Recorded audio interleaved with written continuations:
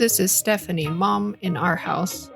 We want to say thanks to all the listeners of this podcast. It means so much to us that you choose to spend some of your precious time with our family. We hope the stories that we are sharing with you are enjoyable and also relatable. As a bonus, at the end of this episode, we are pleased to present our first ever Tea Time segment. We hope you enjoy it.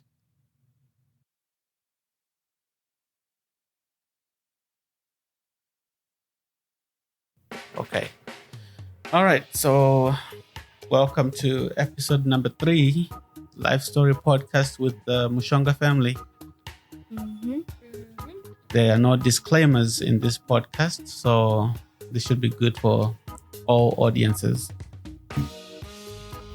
Okay. So, last time we jumped right into talking about the essay. We did not read the essay or anything. So I thought maybe this time I should start by reading the essay. Okay. I know it's going to be on our website and people can go to lifestory.com and read it there. But for those who don't have the access or those who won't be able to, they may want to know what the essay that we're talking about, what it's about. So I'm going to go ahead and read it and then we can jump into the questions. Do you want to read it, Steph, or you want me to read it? Okay, I'm going to go ahead and read it. So the title of the essay is King Yellow. Baba? Yes. I actually have a question about that. Okay. Because it's titled King Yellow, but in the book you say Yellow Man. Yes. Or essay. Yes. So, okay. So that's probably a title that I can change, but the musician that I referenced in the story, the one that's called Yellowman, is also called King Yellow by others, and that was the name even when I was a child that people would call him either Yellowman or King Yellow. So in this essay, I just went with King Yellow.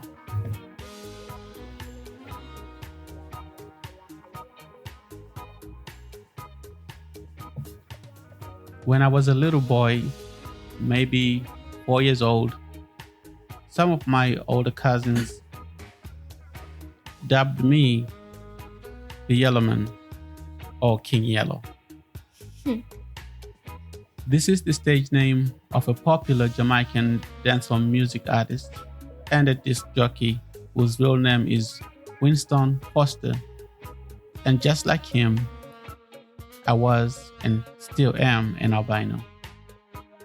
My cousins meant it as a joke, but I was not amused. Life was tough enough being the 12th out of my parents' combined 13 known offspring. The last thing I needed was another reason to feel small and to be the punchline of some cruel joke.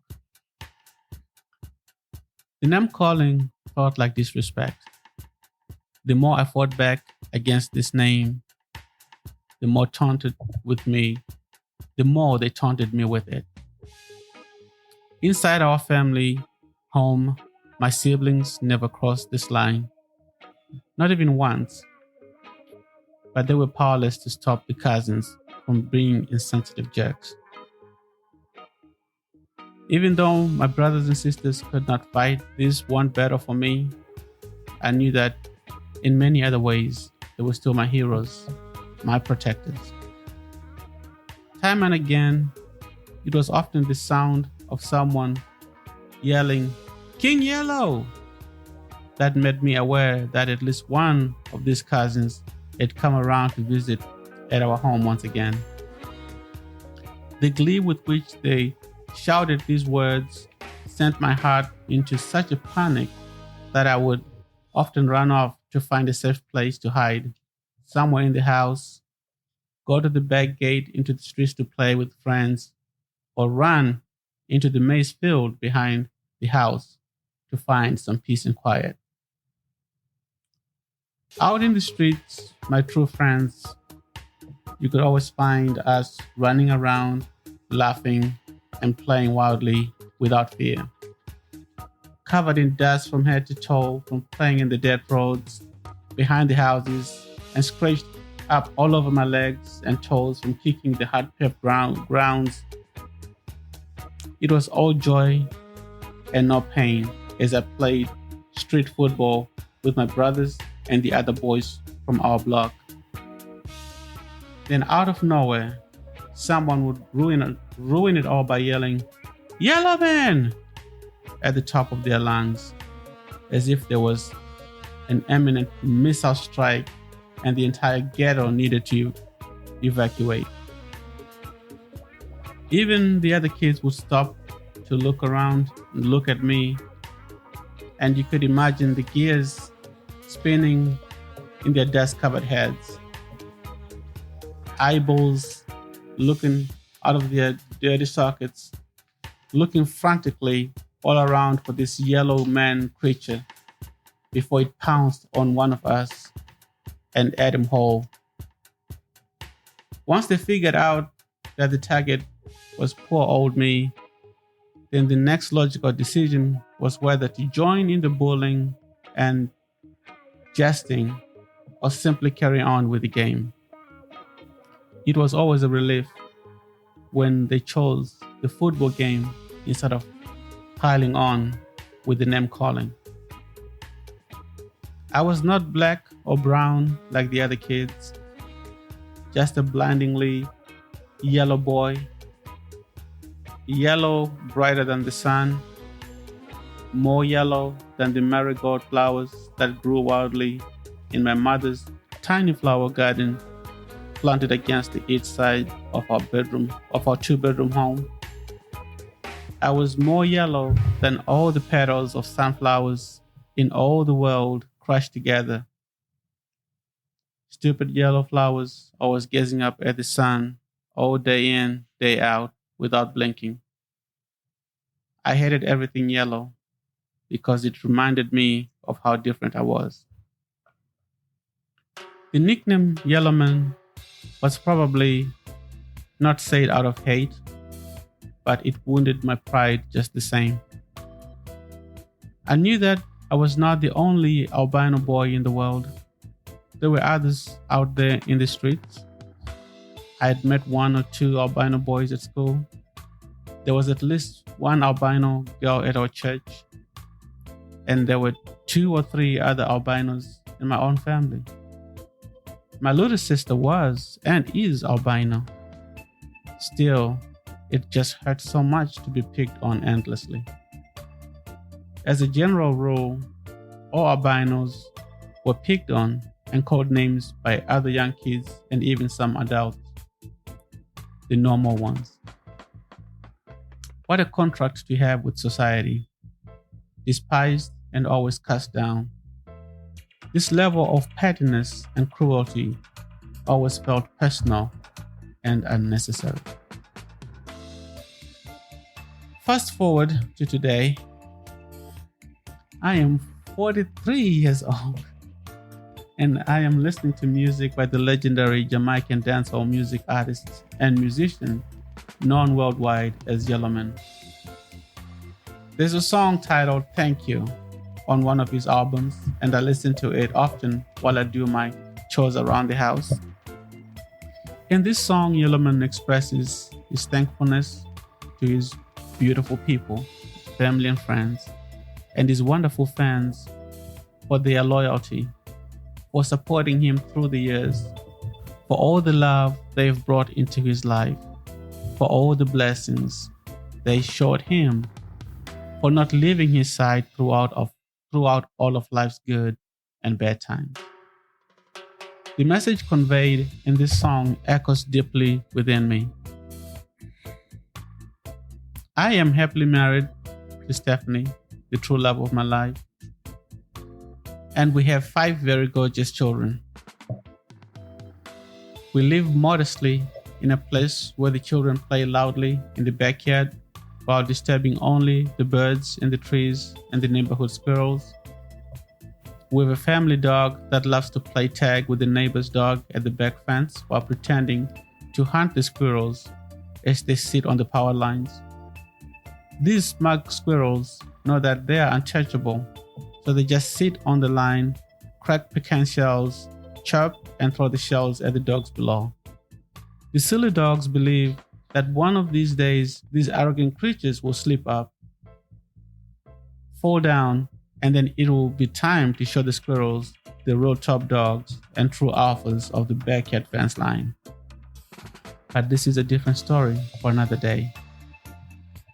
Out in the front yard, we have a sidewalk where the children can take their rollerblades, skateboards, and bicycles and practice crashing and falling hard on the unforgiving concrete. It is their version of street soccer with friends. Somehow they do come back home with dust on their feet and scratches on their legs. There must be a gene for playing hard in our bloodline. But again, this is also a story for another day.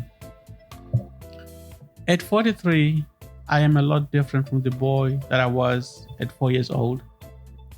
The real yellow man and I have come a long way since the days of my childhood. The name calling and public humiliation that I used to fear and even despise has not changed. Other people will always see me as different from the outside, and that is not going to change. I admire Yellowman for embracing just how outwardly different he was from the other musicians and artists around him, and not waiting for others to define who he was. I admire his strength. He is a champion who defied the odds of his early childhood and fought for his own survival. He conquered much more than albinism, but that is his story to tell. We do not always know the ending from the beginning. Sometimes that which is rejected turns out to be the chief cornerstone. While it is easy to reject people and ideas that are different from what is familiar to us, it never feels great to be the one who is rejected. As a young man, my life was overexposed and scrutinized because of the abundance of attention that was paid to my physical appearance. This attention was almost 100% negative. Often, it was the ugly looks, finger pointing, jeering, spitting, kicks, and even blows to my face and body, all without direct provocation from myself. Simply existing and having the audacity to walk on this earth was crime enough. I learned to fight strangers for survival more than I learned to depend on the kindness of strangers for civility. Still, there were the outliers, the few strangers who came along the way and somehow found a place in their hearts to like and even love what they saw in someone like myself. My mother often tells me the story of the Swedish couple who once offered to buy me and my sister from my mother while she was waiting at a bus stop. My mother was scared, but was wise enough not to show her shock. Instead, she politely told them that this was such a wonderful opportunity. But first, she had to check with her husband and then get back to them. When the next bus came along, she excused herself and got on board, not caring where it took her as long as it carried her far away from the unwanted kindness of these strange white people. Suffice to say, she never returned to that bus terminus again. My mother also told me the story of one woman who was having trouble conceiving, who told her that she would give anything to have a child of her own, a child to carry in her own womb and to hold in her arms, even if that child turned out to be an albino. She was desperate enough to want a child whom most people would simply despise. My mother prayed with her so that she could conceive, and when she did, the Lord blessed her with an albino son of her own. So as you see, it is not always as all bad to be a little different on the outside. it is almost impossible to see what is beautiful about you if the rest of the world treats you like trash. These stories have helped me to be kinder and gentler with the feelings of others. As a young boy, I was often troubled by the knowledge that I was unavoidably different. As a grown man, I am simply grateful for life. Sometimes we do not like what we are likened unto. For me, it was yellow man. In our own hearts, we might wish that the world saw us as someone extraordinary and important, but also as someone who fits in with the crowd and someone who also matches perfectly with our picture of the ideal world. But this is never the case. While no one should be born to be despised, I now know that not everyone I meet is going to fall madly in love with every bit of who I am. Still, if I can do a remarkable job of embracing who I am, I'll make a difference in this world by making it easier for someone else to love who they are the way God made them. Putting these thoughts on paper has been part of my journey towards embracing who I believe God meant for me to be. Sharing it freely with you will hopefully inspire you and strengthen you to build up your neighbor and not cast down and destroy. The end. Okay. Thoughts? Questions?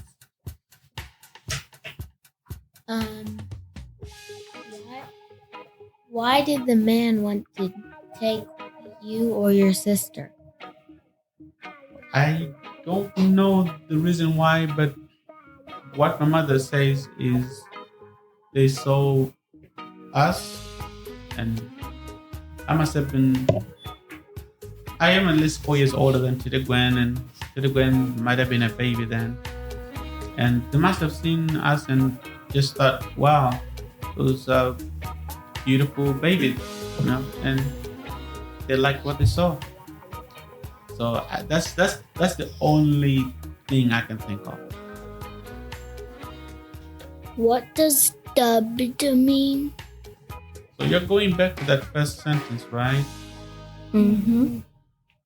It just means Nicknamed? called me or nicknamed me. Yeah, they gave me the name or started calling me that. Yes. Like when someone is being knighted, they get dubbed, say so and so. By the whoever, the queen or the king. Mm-hmm. So it's just a way of someone putting a name to you or a moniker. I think that's the other way of saying it.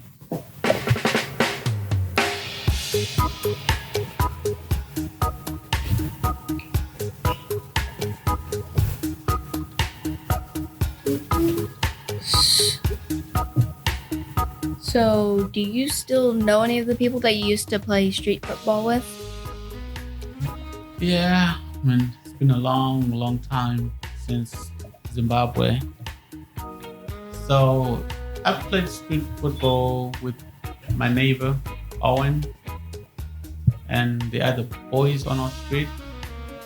And my brothers played street football with the boys who were their age group. And sometimes we'd just play mixed ages, depending on who showed up to play that day. And every once in a while, we'd have young boys from one street play against young boys from another street. So it would be like, hey, you want to play street ball? Say yes. And they say, okay, bring 5 cents or 10 cents. So you'd put your 5 cents or 10 cents into a pool. So if there's 10 of you and you get 10 cents each, you play against the other street. Then by the end of that, you have 20 cents and you can buy yourself some candy, popsicle or something. Did any of the girls play? The girls did not play the street ball where you kick the ball with your feet, but we played other versions of street ball. So, the game where you have like a rectangle and you're on two sides of the rectangle. You've got two players with the ball, and they're just throwing the ball across. And the other players, it's like baseball. You have the bases, so you got four bases. What you have to do is run from one base to the other while they're throwing the ball without getting hit. And you have to run so many times. So you're counting how many bases you go to, and they're throwing the ball across, and they're trying to hit you with the ball, so you'll get knocked out of the game. And when you get the last person left running from base to base is the winner of that game. So that's one game that we played on the streets with the girls, with our sisters.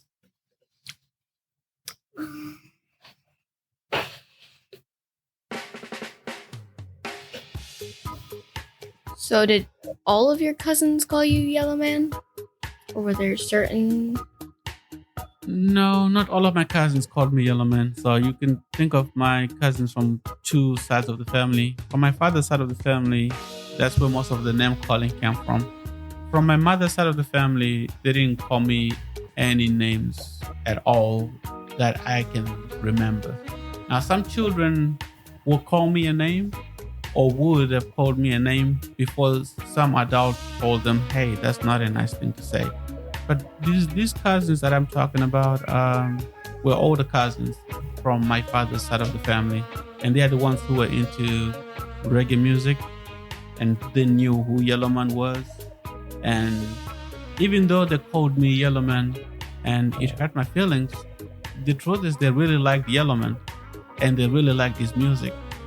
And even myself, when I started listening to the music of Yellow Man with my brothers and with some of those cousins, I was not offended.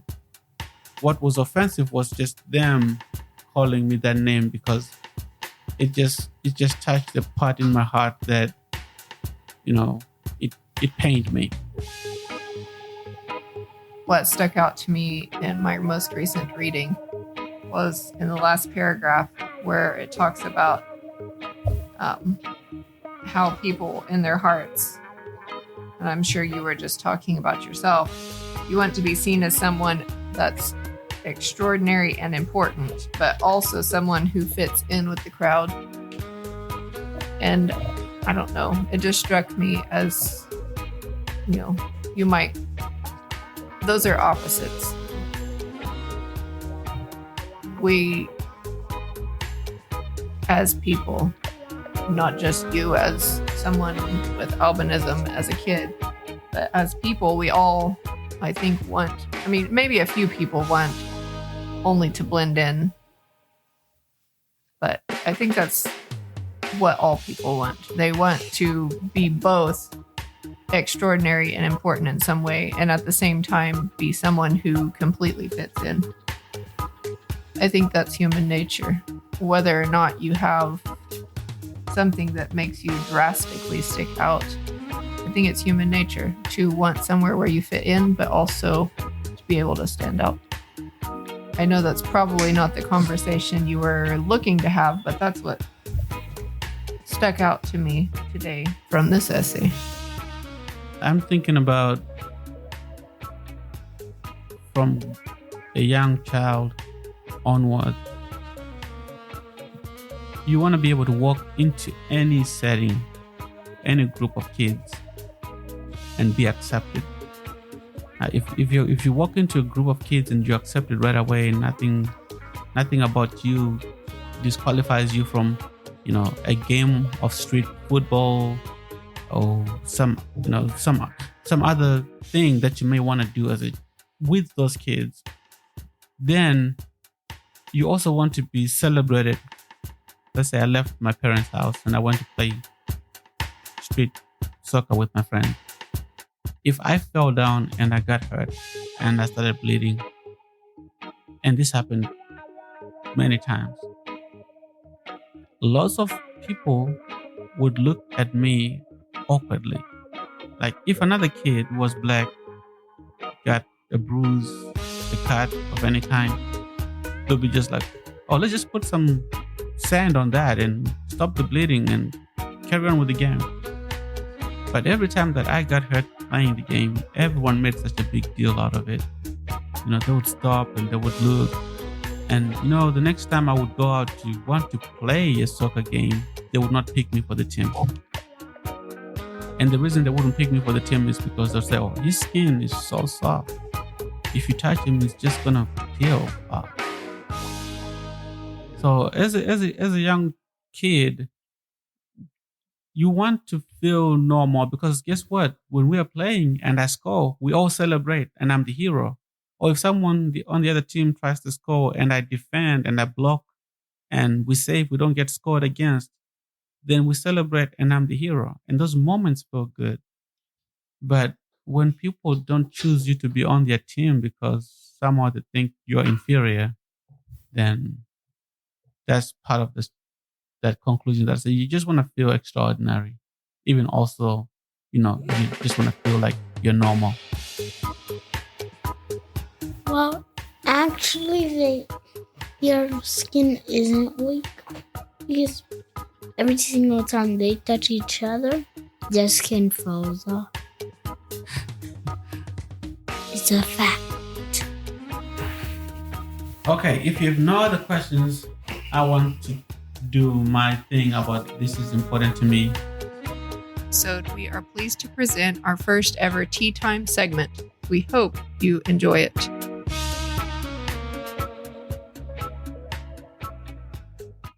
Now it is time for the promised Tea Time segment.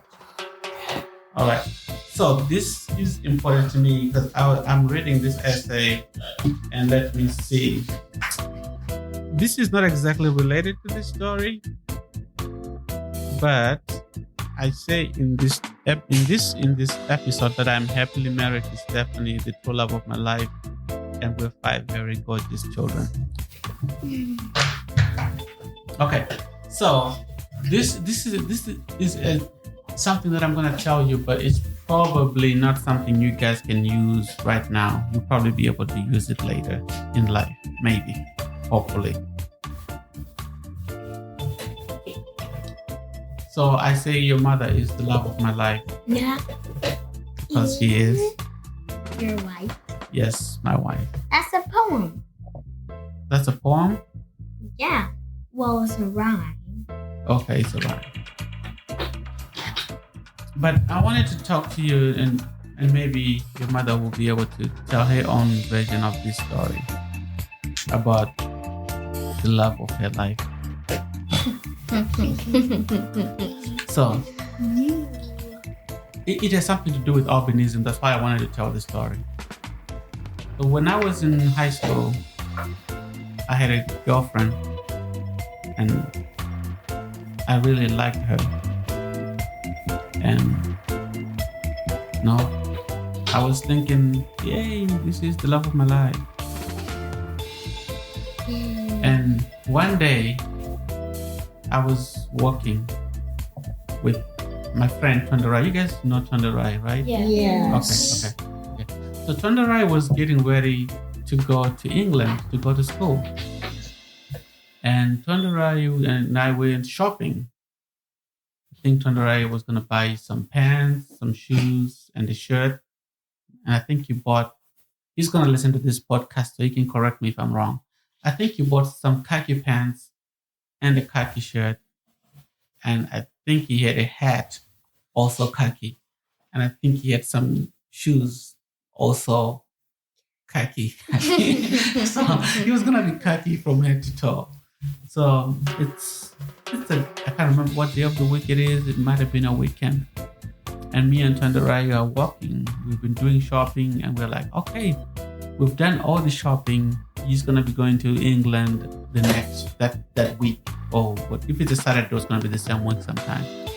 So we're just walking and we wanted to go to this place called Wimpy. And I think there was a Wimpy at a place called the Eastgate Mall. Wimpy? Wimpy, yeah. They sold some of the best cheeseburgers you'll ever taste. Your mother can tell you all about the cheeseburgers in Zimbabwe. They're really good. So I'm walking with Tondarai. I don't remember the name of the store. And we're going to go to lunch. He's my friend.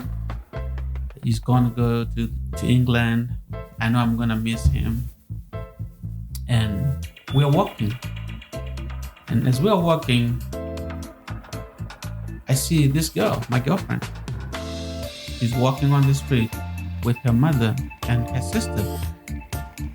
And she's not supposed to be on that street because she was going to school in a different town. So me and Tondre are in Harare.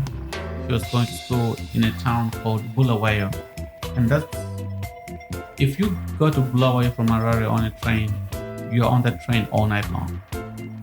So of course we've been writing letters and calling on the phone.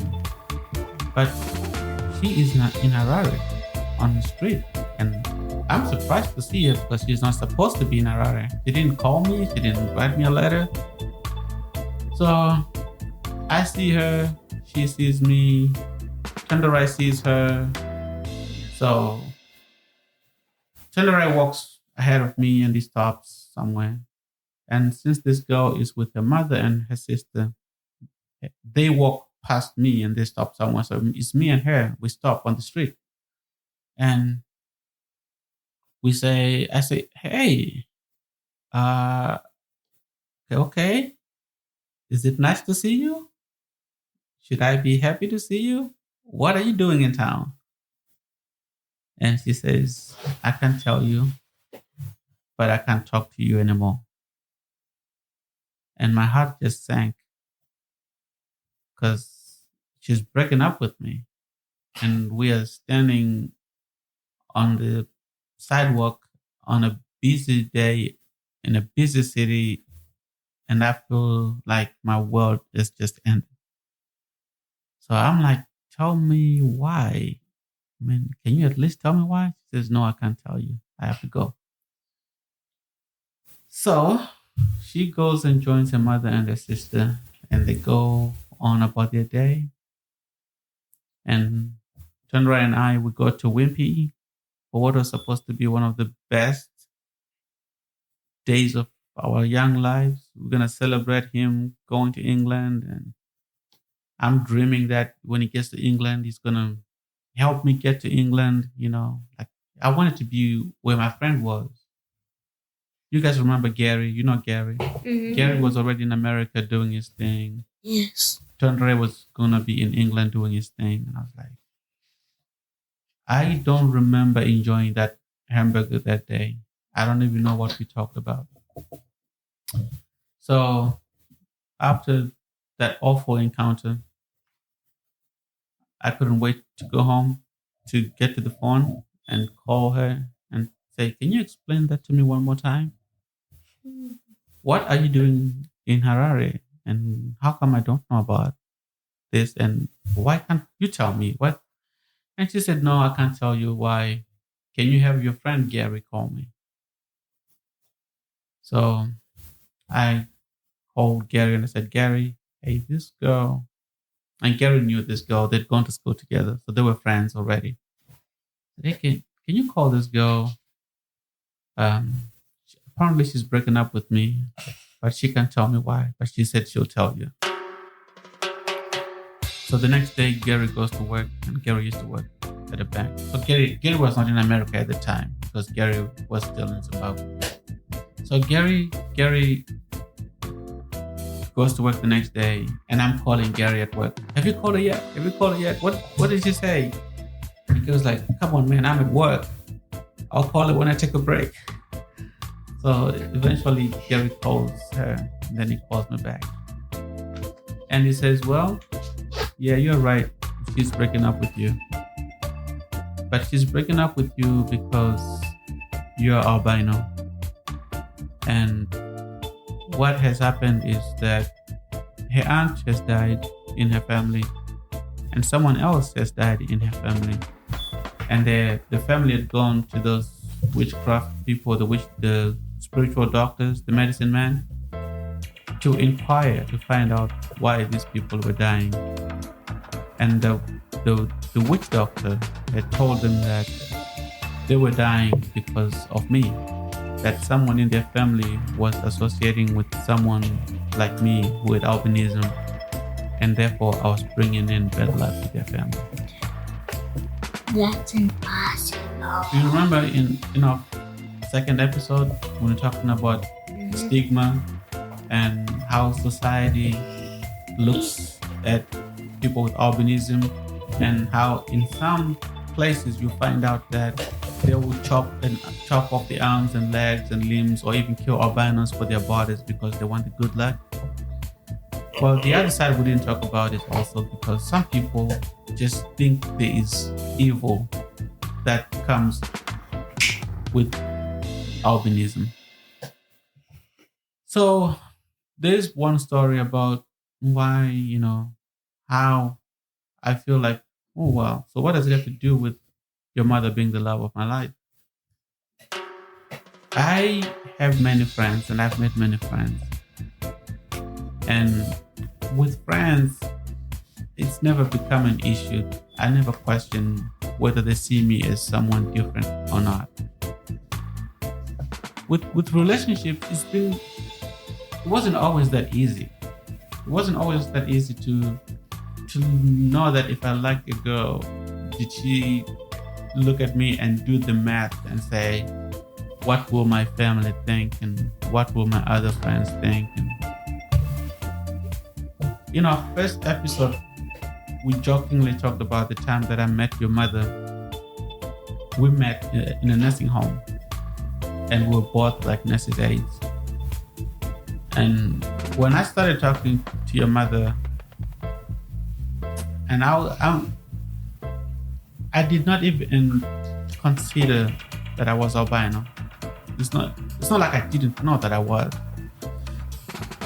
When we started talking and we became friends and we started dating, everything happened in such a way that, the first time I hung out with your mom, she is the one who said, hey, my sisters and I and my cousin, we're going to go to Frontier City. Do you want to join us?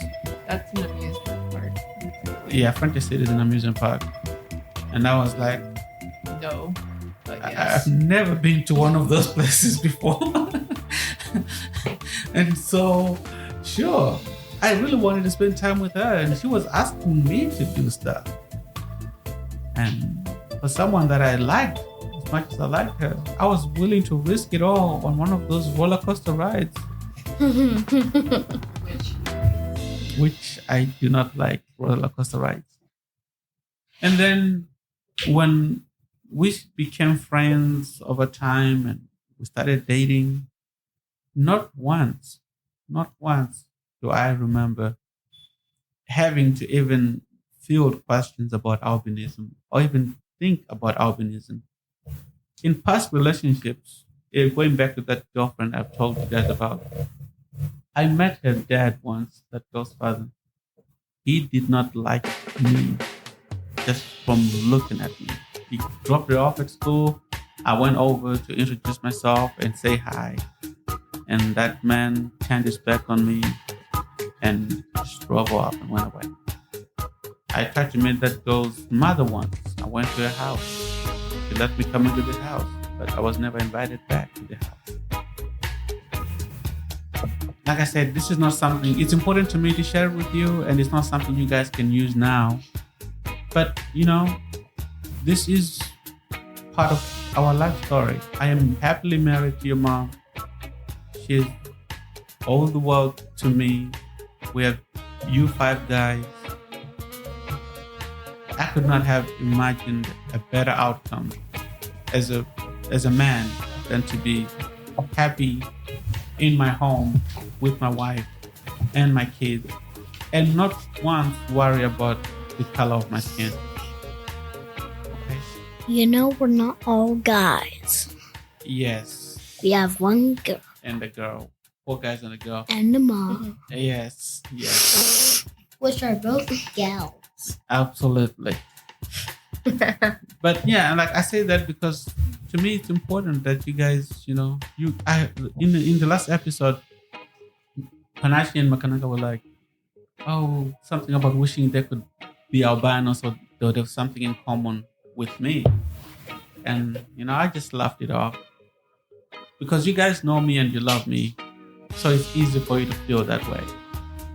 But I know the struggle that other people with albinism have to deal with in relationships. And I cannot speak for them, but I know that some people with albinism have started off to have a family only for something to happen and to be rejected because they have albinism. So, for you guys, however you use that information, as you grow up and you look at people and their differences, how they are different from you, I hope you treat people with kindness, and that you don't allow other people's physical differences to cause you to mistreat them or make them feel bad or unloved. But that's what I wanted to share with you guys on my "This is important to me" section. Okay.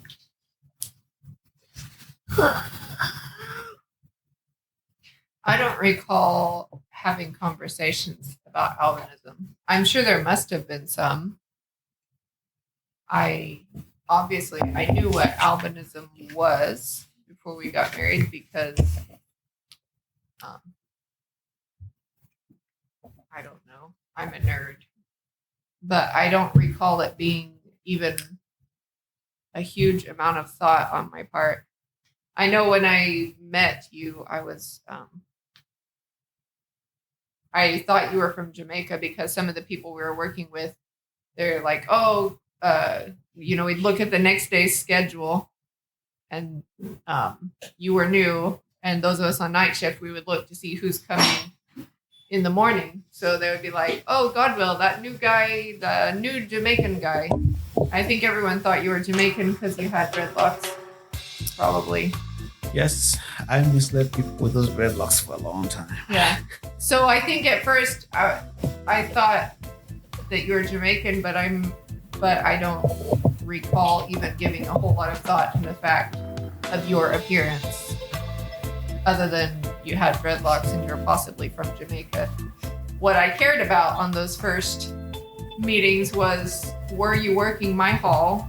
And were you going to take over my residence so I could go home for the day? And were you going to help me get the bigger ones up? Because lifting people, I weighed, maybe 120 pounds at the most at the time, and everyone was bigger than me. Yep.